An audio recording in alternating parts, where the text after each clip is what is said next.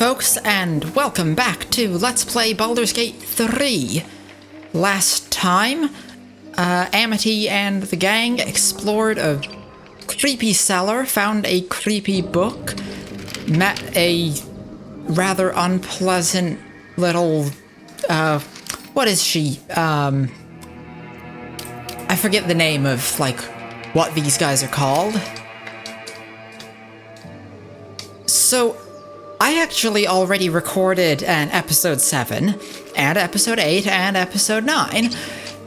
And then it turned out the audio for episode 7 was just completely broken, unusable. So I'm having to record all that again, and obviously I can't use the episode 8 or 9 because this might go differently this time. So, yeah, that's a whole thing.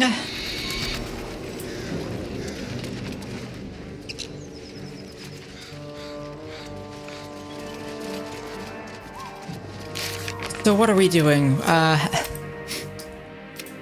Got several sources for looking for help. Amity still thinks the Githyanki are probably the best option. And then there's all the stuff at the Druid Grove. And yes, the creepy book. Will's trying to hunt down a devil. I think those are all the things we're actively working on. Now, what are we doing for spell slots? Because it's been a while since I played this. What's next, I wonder? So she's out. Eager for battle. She's got all her superiority dice. Excellent choice. And Gale...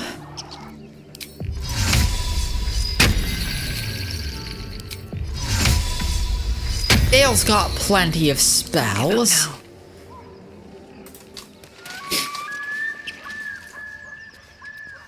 So I think... Wonder if the gods are watching me. I think we can do a little bit more exploring before we need a rest.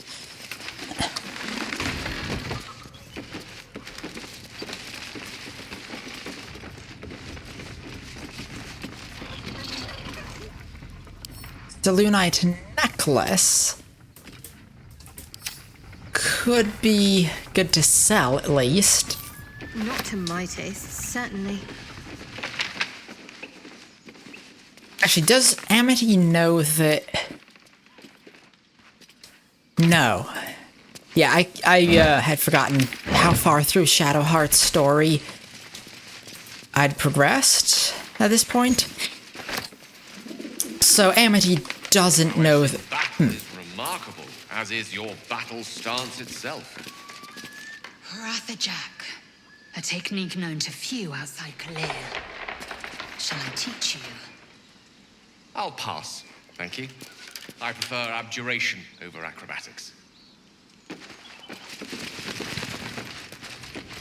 There's something over here. Highcliffe's journal. The pupil surpasses the teacher. My master weapons are almost complete. There's just one component left. Samson says the designs are a failure, but what's he know? He can barely see past his own belly. I stashed the prototypes and blueprints for now, but just you wait, Samson. Your legend is fading, and a new one will rise in its place. So, there's some commotion going on over here. I think that's something we'll want to investigate. Look what we got here! Another little birdie wanting to fly! Stop this thing! Flap those wings some more, and I'll feed you a worm.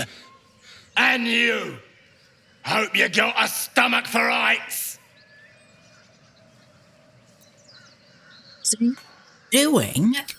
What's it bloody look like? We're teaching this here pipsqueak to fly. Yeah, I think Amity is going to just... Yeah, Amity's not going to take kindly to this kind of behavior. Release that gnome at once. You want this little cave lurking what's it? Find your own. He's ours! As the symbol glows, power courses through you. Authority. Amity doesn't even really mean to use the connection. It just sort of happens instinctively. You will release the gnome. That's an order.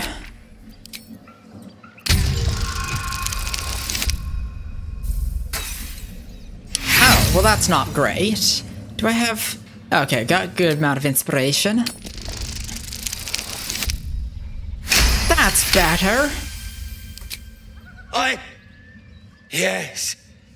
Whatever you want. Something stirs deep within you, hungry and alert. It's taking something you'll never get back. The goblin's nostrils flare nervously. All of his bluster seems to vanish. We're leaving. What about the gnome? Ain't we supposed to bring him to... I said we're leaving! Apologies, my lady. We didn't mean to doubt a true soul. We'll be off. Fresh meat. That was... Yes. That happened? And I think Amity kind of feels like whatever she just did just felt wrong. Yisk Githka Tavki Crashet. The tadpole lets us command the minds of others. An interesting development, but one to be treated with caution. For better or for worse. No, our only course is to deny it. This power is just another symptom of disease, and every use will sicken us further.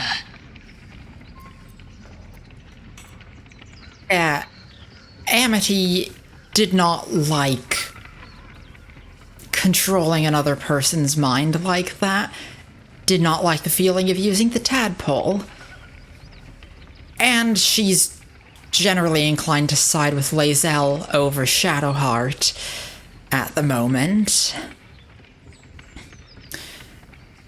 If this power comes from these parasites, it can't be trusted, however useful it might be. Wise counsel.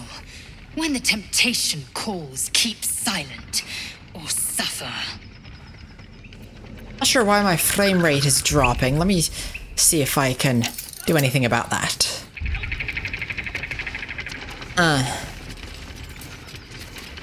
No, not really. It's better over here. And...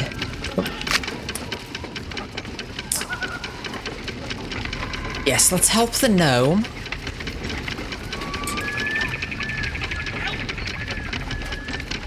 And we want the brake lever, not the release brake lever.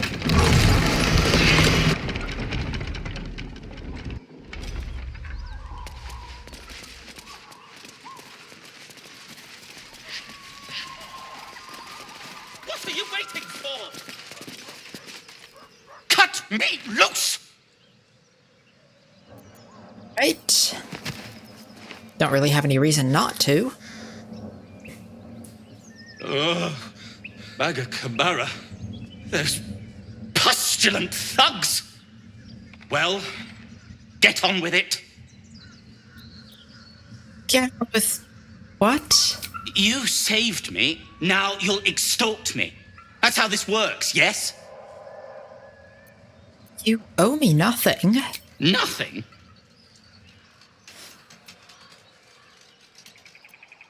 Yeah, let's be a little sassy here. I mean, I could extort you if that's what you want. You're teasing me now. I'm certain of it. Take my pack, if you can find it. The only reason those goblins caught me was its weight. I'll travel lightly from now on. You're a little far from home for a deep gnome. Ignorance is alive and well, it seems. Deep gnomes aren't restricted to the Underdark, you know. I've lived in Baldur's Gate for years. I'm in search of a friend. I fear he's in trouble. See this? I gave it to him years ago before I left home. I found it around the neck of a thug in the lower city. It was speckled with blood. My friend, nowhere to be found. But I still have hope. I have reason to believe he's in the Underdark. Hopefully, I'll pick up his trail from there. I always help my friends. On that note, I bid thee farewell. If we should meet again, well, we will have met again.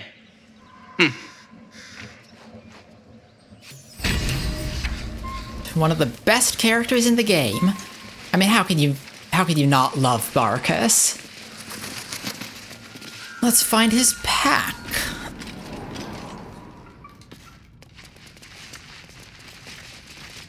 This must be it here. Smoke powder satchel, a single piece of gold, and some apples and a baguette.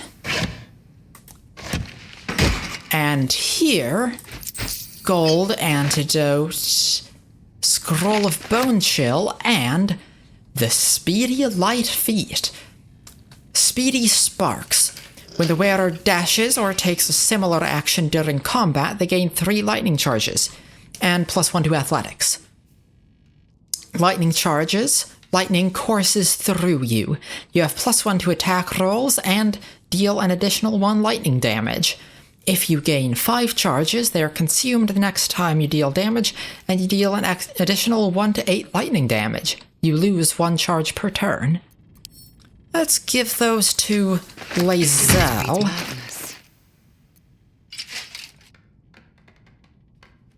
No time to rest. Is there anything else around here? No. I was wondering about your queen, Vlaakith. What tales of her reach us are terrifying. I suppose that's not how you would describe her. Vlaakith is unity, fear and beauty, life and unlife. Eyes like onyx, teeth like daggers. There is none more perfect. Sounds vile. I assume the meaning of perfect was lost in translation. Yeah, Shadowheart, can we not At the ready. be like that all the time? Honestly, the way lae'zel describes Vlaakith, they're like... I mean, obviously, I know that Vlaakith is the worst. Amity doesn't really know one way or the other, but definitely appreciates the rather poetic description.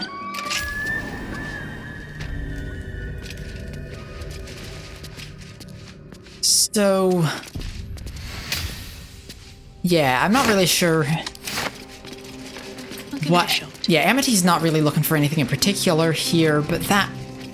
there's that blacksmith's note, and just might be something useful in here in terms of, like, supplies. Sometimes it's a little tricky to think of, like, what's Amity's reasoning for being in here? Because, like, you know, I'm here because I want to play the game. Don't want to just skip over content. But yeah, I think Amity would be intrigued by the blacksmith's note about high quality, some fancy weapons. And I'm thinking, maybe if those weapons exist, we could, they could be useful. We've been running into various trouble.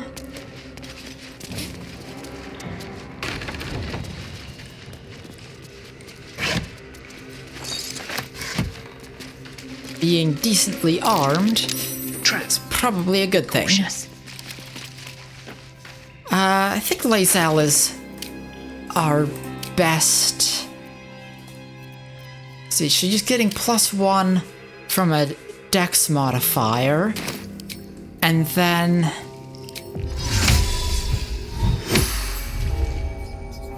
yes, that astral knowledge. With guidance, this hopefully will be enough. Yeah, that should be good.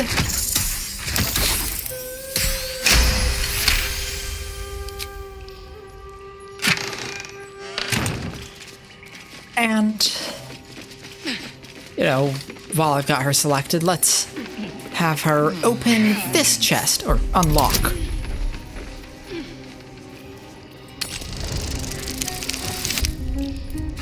Is that enough? Not quite. Got plenty of thieves' tools, though.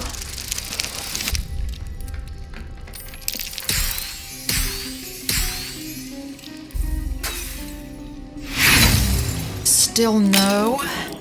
Let's try again. Oh, seriously?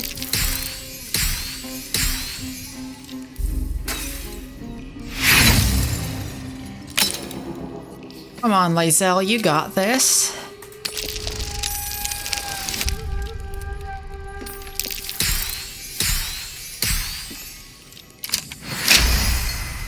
There we go. Shouldn't have wished to live in more interesting times. Steel-forged sword. 1d6 plus... well, the +3 is, well, no, she's got +2 and then it's +1 enchantment. Blacksmith's note. A blacksmith's brief report on an unusual metal so hot, even a forge's scorching heat couldn't melt or bend it. Specimen metal. Hardness 9.5, very hard. Melting point unknown. Color silver. Markings red lacerations flecked with yellow dust. Source Underdark? Notes. Gift from Redacted. Faintly sulfuric odor. Forging unsuccessful. Will not melt or warp at standard temperature. Could be valuable. Infernal iron. This dented piece of black metal has a red shine to it, no matter the lighting. Faint screams echo through your mind whenever you touch it. Off-putting.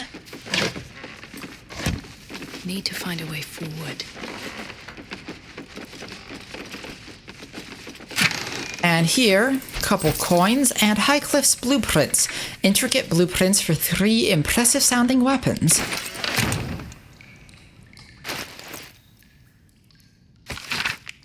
Precise arcs are neatly drawn, and neatly drawn lines form the blueprints of 3 weapons. A greatsword, a sickle, and a dagger.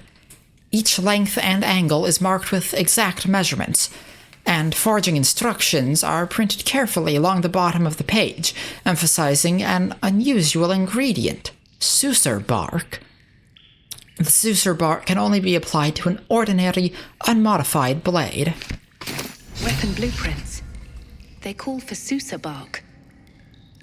If only I knew where to find some. Failed the nature check. Unfortunate, but not the end of the world. Better take a closer look. Oh. Cracked wall that could be blasted down with... What's next? And Amity's curiosity will get the better of her. Gale, you've got a bludgeoning attack. Can you try and dislodge some of those stones?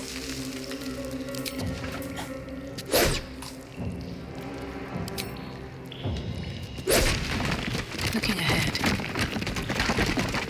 One day I'll catch a break. Best not touch those webs or I'll end up as a meal. So that's not great.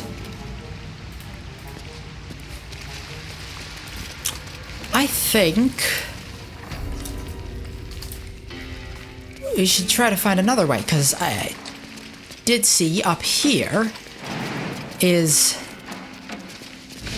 something, potentially.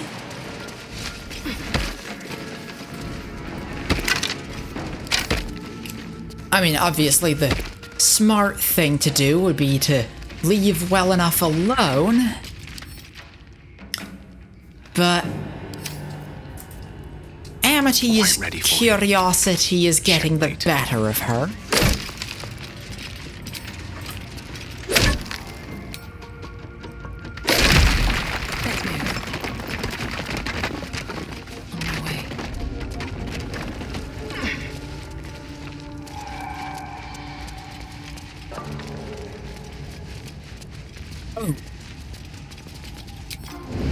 Surprisingly, there are spiders.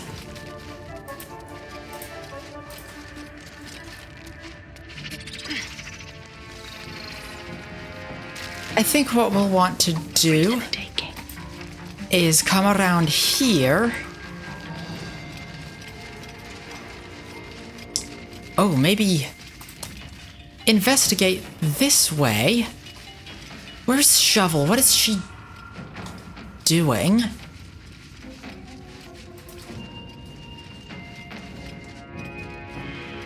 Shovel is clearly struggling.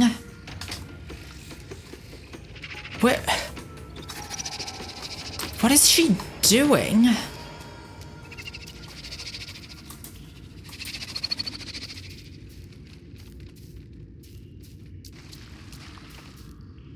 Is she not able to climb down the rocks? Oh, whatever. Let's have her go invisible. Does this count as adventuring? And burnt journal. Most of this book's pages have been carefully burned away. Those that remain contain a single sentence, rewritten in various states of agitation. In her form I will find ecstasy. The spell is not enough. Concerning? Amity, do you have to climb over all the barrels? And why? Oh, actually, I wonder if for some reason there's like a front to the barrel model that character needs to be facing in order to open it. That would explain all of the climbing over everything. I think we've read that. Soul Coins, a treatise. The red leather cover of this manuscript is stamped with a grotesque sigil, bearing a resemblance to a screaming face. Academic disclosure. This research was funded independently and conducted at a site in Avernus, the first plane of the Nine Hells. Candlekeep does not encourage or promote the entrapment of mortal souls. Soul coins as a concept are one of merciless simplicity. The sum of personal and magical essence, the soul, is bound into a minted piece of infernal iron and used as currency by devils and their cohort. They are frequently traded, for their value can purchase mercenaries, magical items, and even fuel the strange engines in the hells. However, there is a fascinating culture surrounding soul coins as well. I spoke to a devil who admitted she has one coin that she will never sell, for it was the bargain that got her promoted out of Lemure status. She connected me to a half-elf warlock who had promised his soul to a coin after death.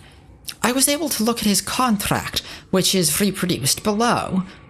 The next 50 pages appear to be a painstakingly written legal document in Infernal, with a headache-inducing number of footnotes, at which point Amity's eyes glaze over.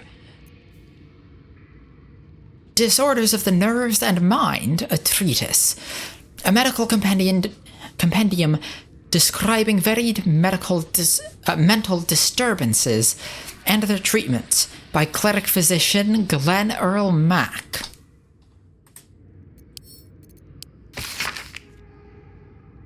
There came to me a woman, whom I shall henceforth call R, greatly distraught at the unusual tempers of her husband, whom I shall henceforth call B.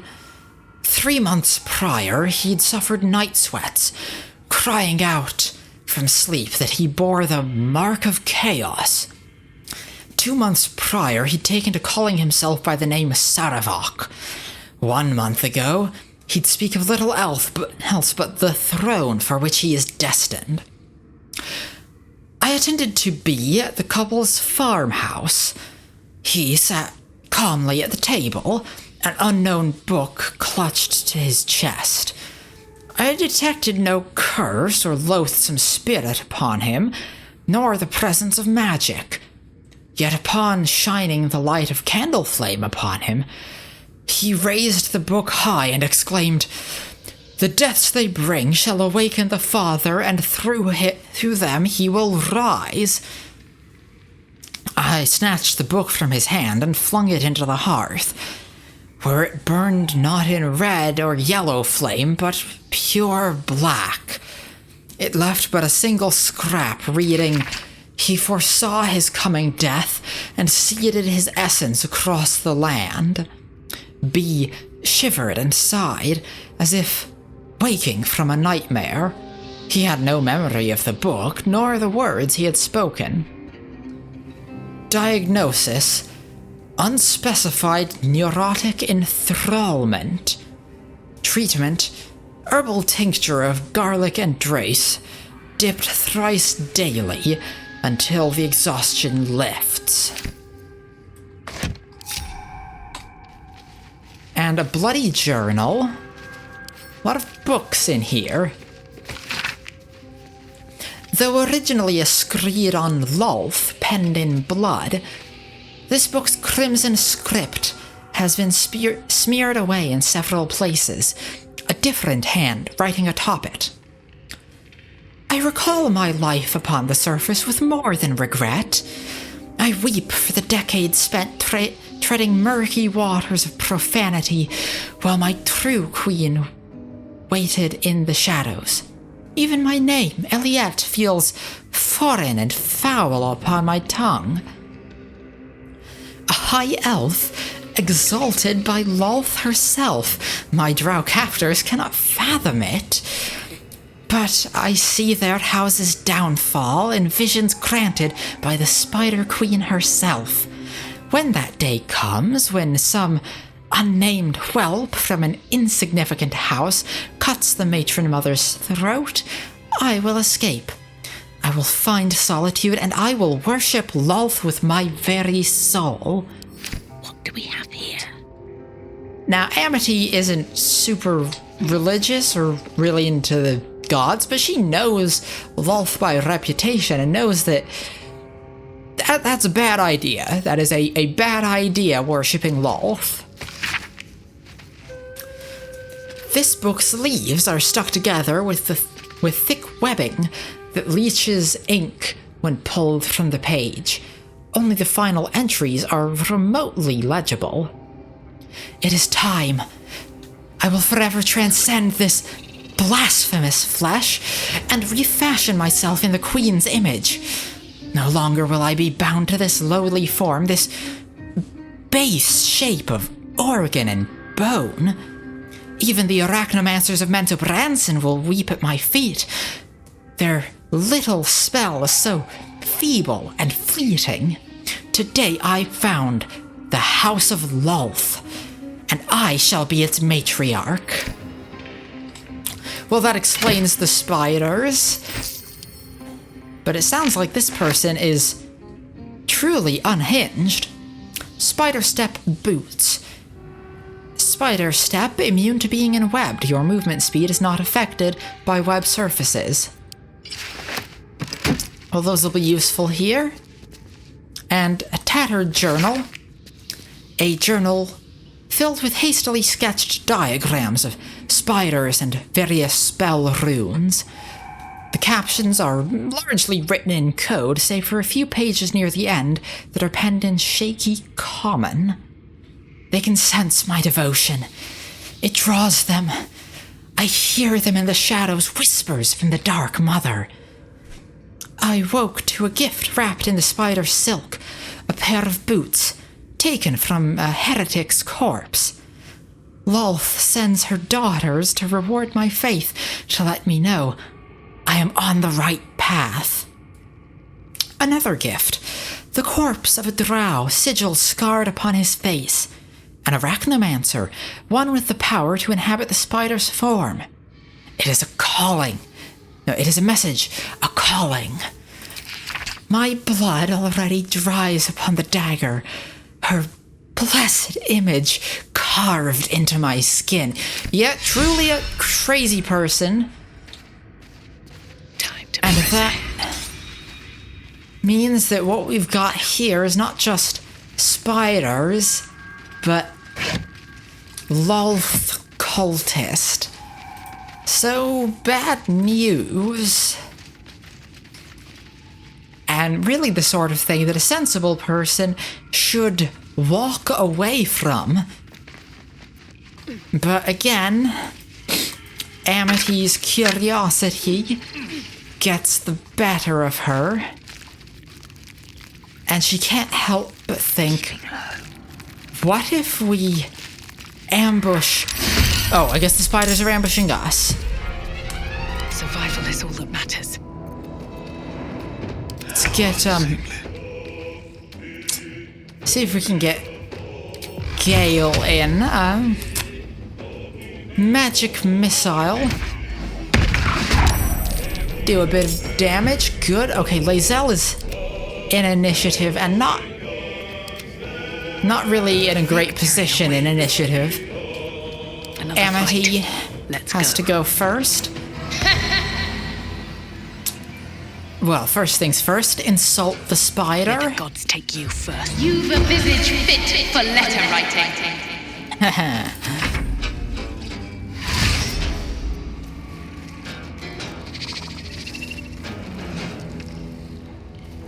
These guys are kind of upsetting the way they move. Spiders are fine, though. Spiders are cute. I like spiders.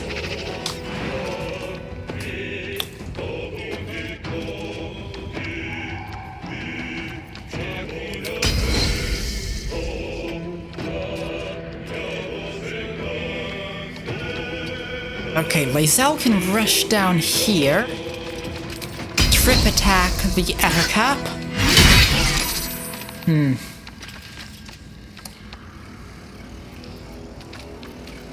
Let's try to save the superiority dice and all that. Tempest I will raise. Step to it.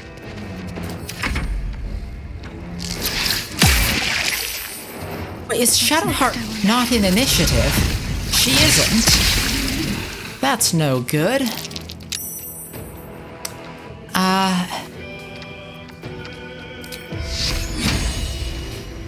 Well, let's throw a cantrip.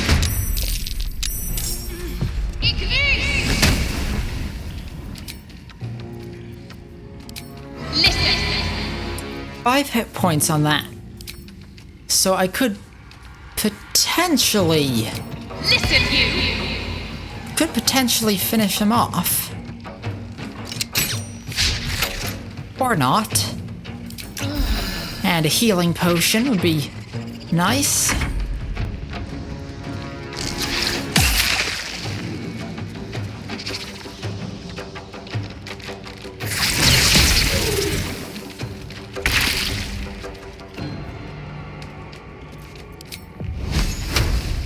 Come on. Ah.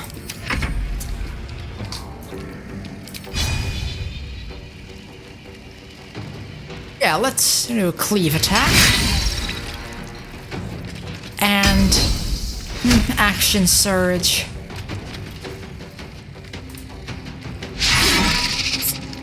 Ah. Oh well.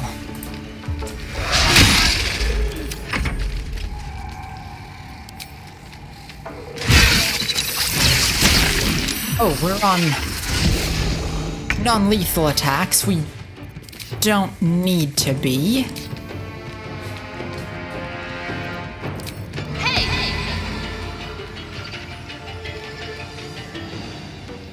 What's the highest priority target? The one threatening lae'zel, I think. Behold, the fool of fools.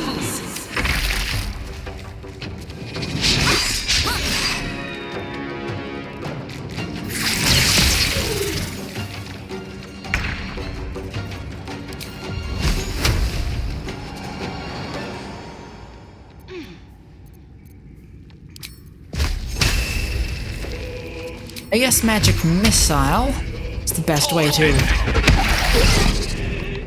Swift and lethal. And another trip attack, please. Will not know failure.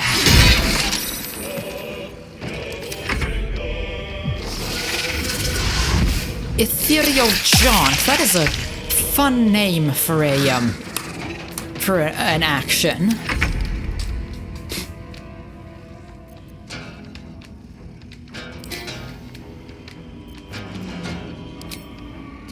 I'll strike you down.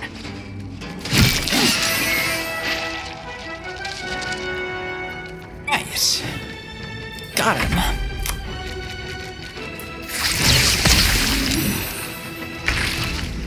My injuries need tending. Shoot, lae'zel's down. I think I'll do an upcast witch bolt on this guy.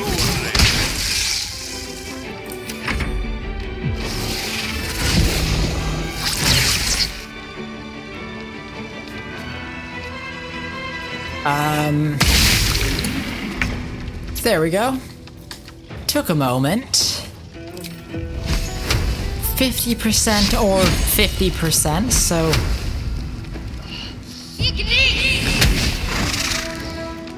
Missed again.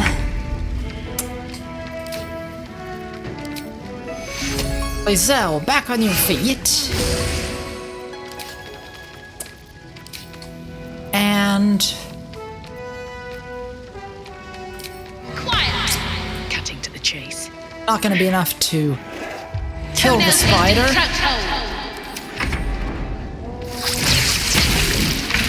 Oh, okay, good. He kept concentration. I cannot take much more.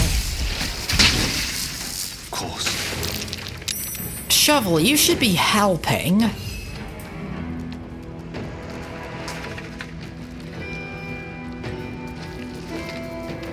Get over here and claw the spider.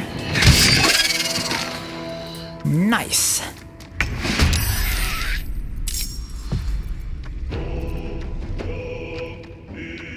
Let's try and get the high ground.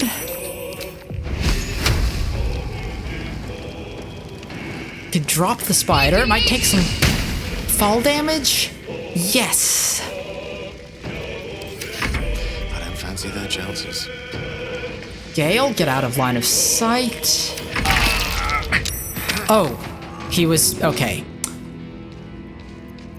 Didn't realize he was actively taking damage. That's not great.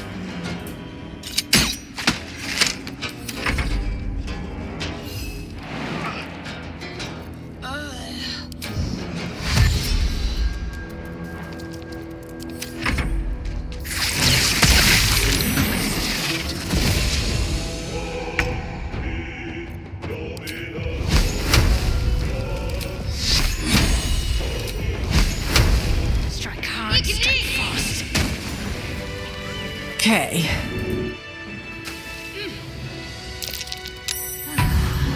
Let's get everyone Close at hand. back. Can't live my life without you.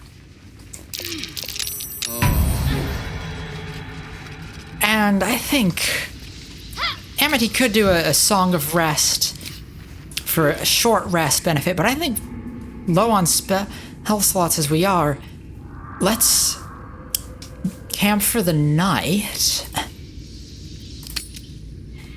and explore the rest of the cave in the morning. Let's be on my way.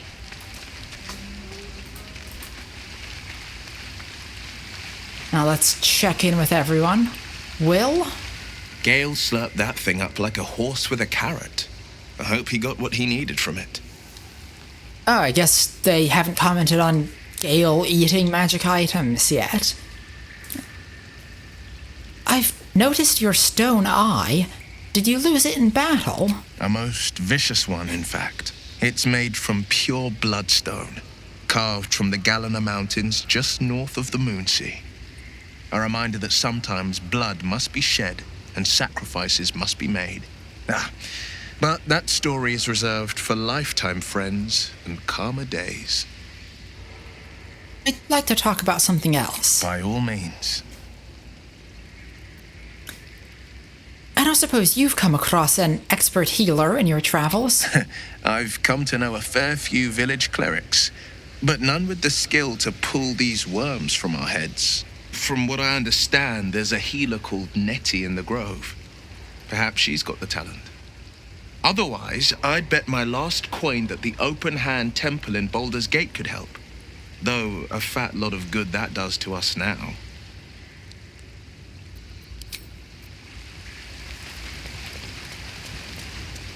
Astarion. I've known people who are hungry for power, but Gale takes it a bit too literally for my liking. I wonder how he does it. Why he does it. I'm sure all will be revealed in time, but I don't like it. A waste of perfectly good treasure.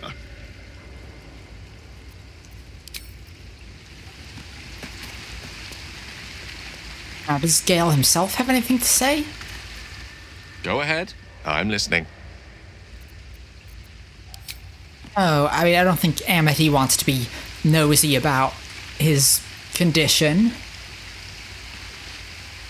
Gale is positively voracious. Well, let him suck up all the magic he needs, as long as he doesn't snack on a Githyanki silver sword. I don't think we have any of those lying around, so unlikely to happen.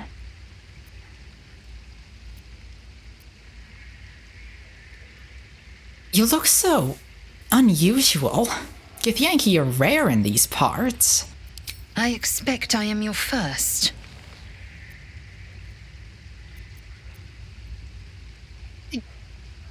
Occasional stories get through, and stories are Amity's whole thing.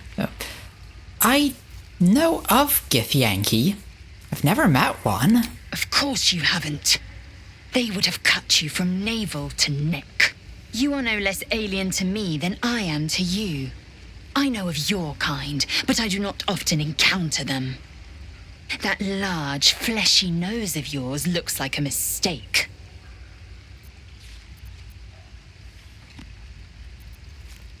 Now, normally Amity would respond with some cutting words. You know, trading insults, always fun. She kind of struggles to have any sincerity behind it, though. Like, because, Amity is of the opinion that lae'zel is quite attractive, which is the objectively correct opinion, incidentally. So, yeah, her heart wouldn't be in it with any even mock insults. Still, let's be sarcastic. That's the next best thing. Really? Well, thanks for noticing. It was an observation, not a compliment. No matter. I do not intend to stay long in this place.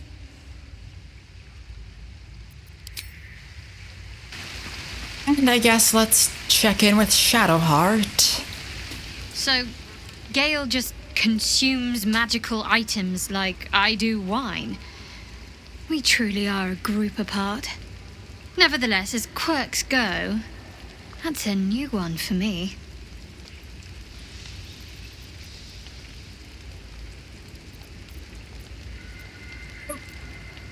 What's the story with that odd little artifact you have, anyway? There's no story. None that you're entitled to hear, anyway. Just forget you ever saw it.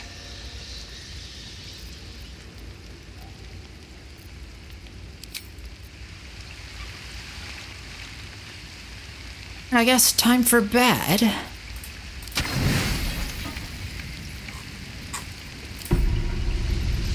You don't sleep well, flitting between dreams and nightmares. Maybe you wake up because you know something is wrong. Or maybe you just get lucky. Shit. Excuse me? No, it's not what it looks like. I swear. I wasn't going to hurt you. I just needed, well, blood. There, in the dim firelight, you see him for what he really is. A vampire, a slave to sanguine hunger.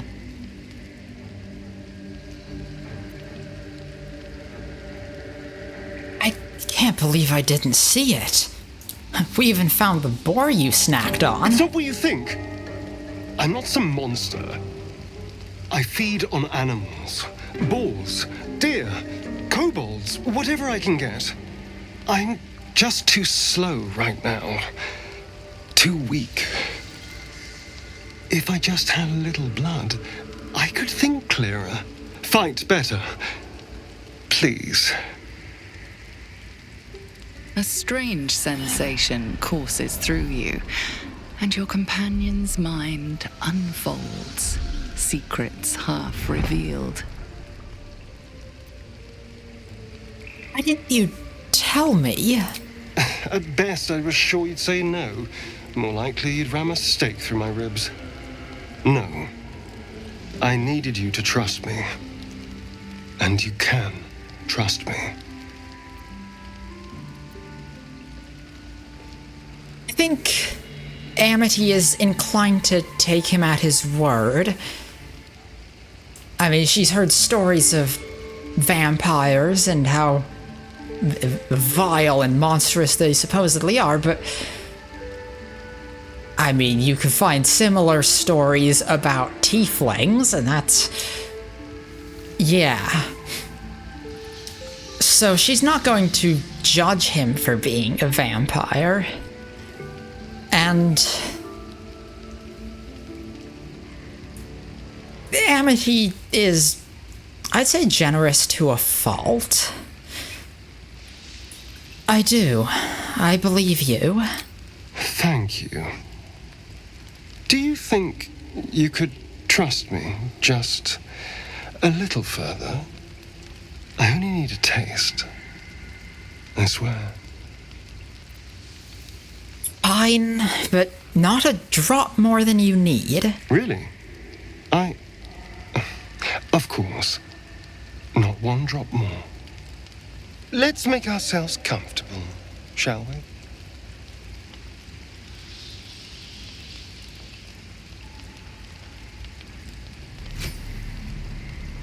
It's like a shard of ice into your neck, a quick, sharp pain that fades to throbbing numbness. Your breath catches, your pulse quickens. That's enough.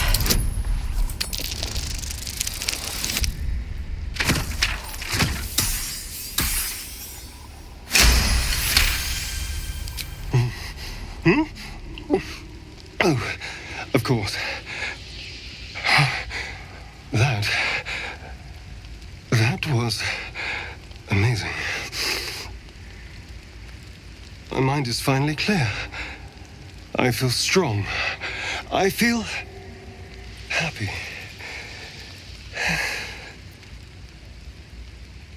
Looking forward to seeing you fight. Shouldn't take long. So many people need killing. Now, if you'll excuse me, you're invigorating, but I need something more filling. This is a gift, you know. I won't forget it. You watch as he stalks off, stronger, more confident, ready to hunt.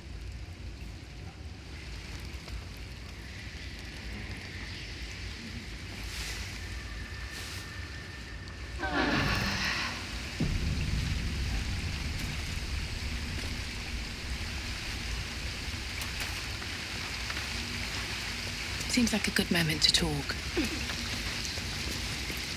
Good morning. How do you feel? Fine, just a little woozy. It'll pass. Just be glad I'm not a true vampire. A bite from them and you might wake up as a vampire spawn, like my good self. All of a vampire's hunger, but few of their powers. Is that how you could stand out in the sun? Because you're not a true vampire? Oh no. I should be cinders in this light. I hadn't seen the sun for 200 years before we crashed here. Someone, or something, wants me alive. They've changed the rules. Standing in the sun, wading through a river, wandering into homes without an invitation. They're all perfectly mundane activities now. As for my other quirks, well, we can figure those out in time. If I can help, just ask. We're in this together. You're such a sweetheart. I'm just glad you're being sensible about these revelations. I was worried people might turn up with torches and pitchforks. Although there's still time. A vampire? Well, that explains the pallor. Given our group's nature, I don't see much harm. We're each monsters in the making, after all. Oh, and a quick word of warning, Astarion. I taste absolutely awful. Keep your distance.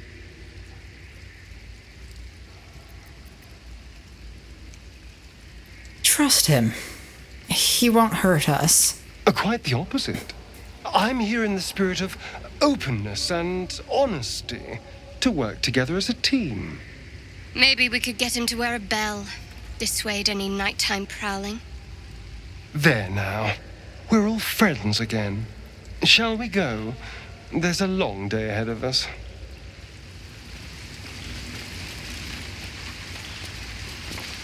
Amity might be a little too trusting at times. But, oh well. It's, not causing any problems at the moment. Hopefully. And, with that, I think it's time to... Yes, Amity will set off and explore the rest of this creepy spider cave in the next episode. Thank you all so much for watching. Click the like button if you liked the video, or click the dislike button if you didn't.